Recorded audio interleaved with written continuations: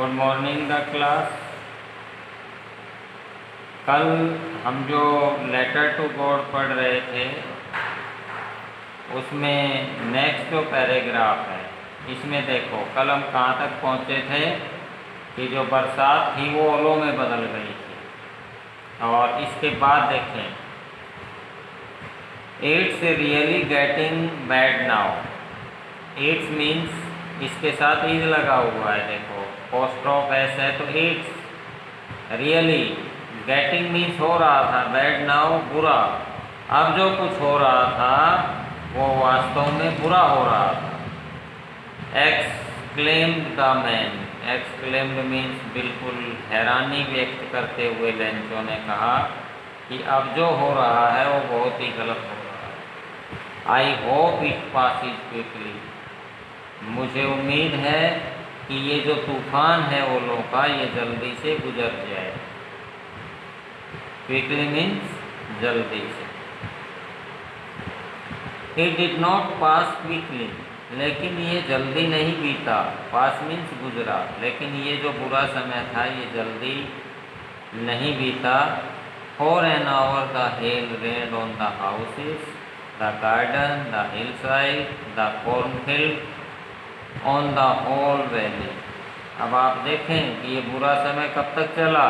For an hour, 1 घंटे का।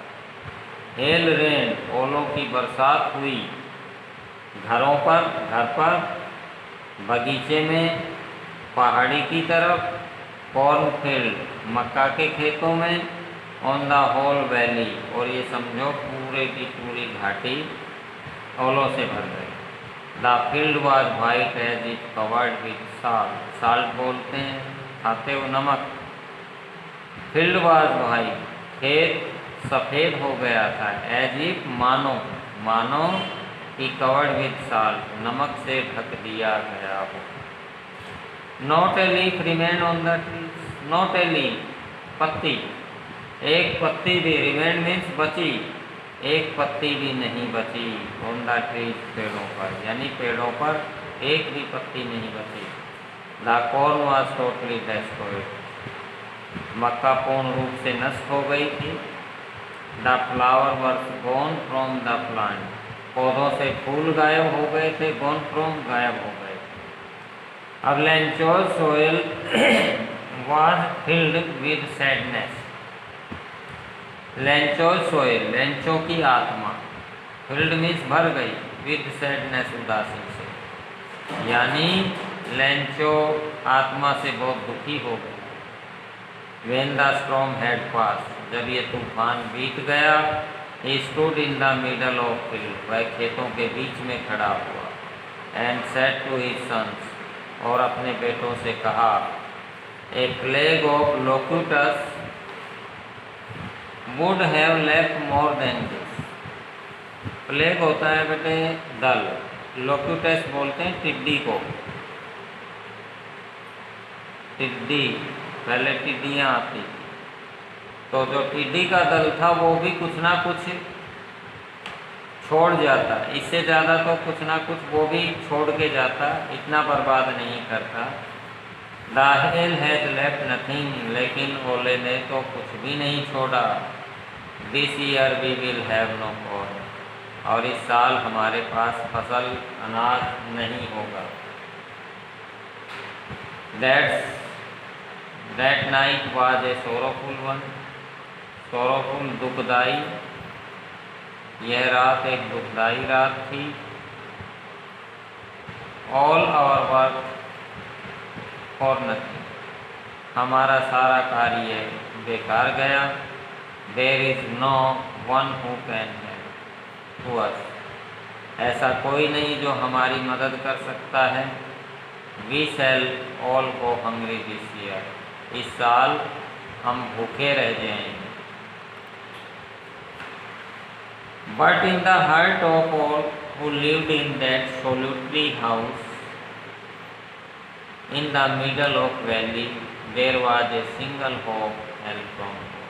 But in the hearts of all, लेकिन सबके दिलों में, who lived in that solitary house, जो इस एकांत, solitary एकांत,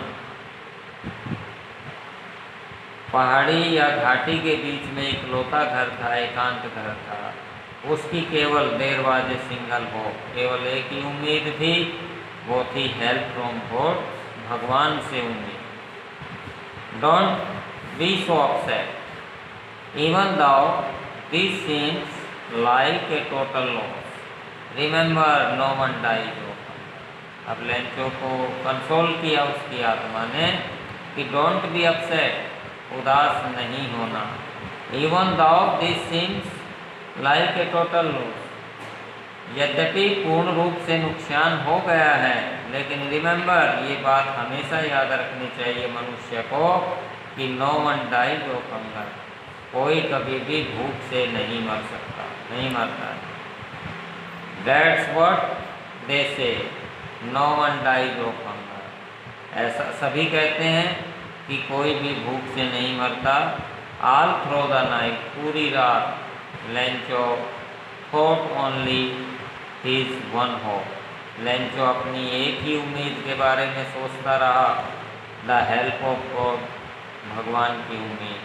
whose eyes as he had been instructed, जिसकी आँखों ने हमेशा उसको देखा है, इंस्ट्रक्ट किया है, निर्देश दिया है। सी एवरीथिंग, उसकी आँखें, भगवान की आँखें सब कुछ देखती हैं।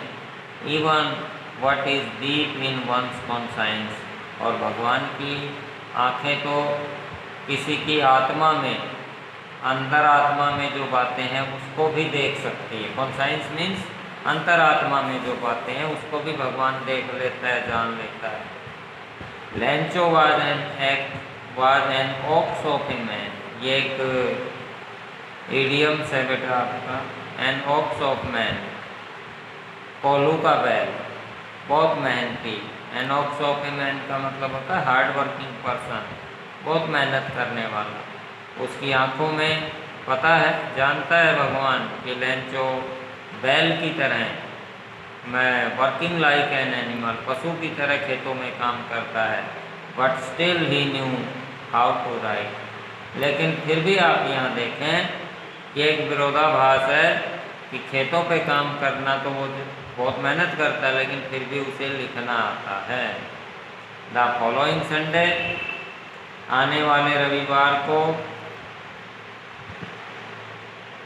Eight the day break he began to write, और आने वाले रविवार के दिन वह, डे ब्रेक का मतलब होता है बेटा दोपहर के समय, he began to write a letter which he himself would carry to town, उसने एक पत्र लिखना शुरू किया जिसको वो हिमसेल्फ, खुद ही, कैरी मीन्स लेकर जाएगा, टाउन शहर में, and place in the mail, mail का मतलब होता है डाक में डालना, लेटर बॉक्स में डालना, और इसे खुद ही वो मेल करेगा, डाक में डालेगा।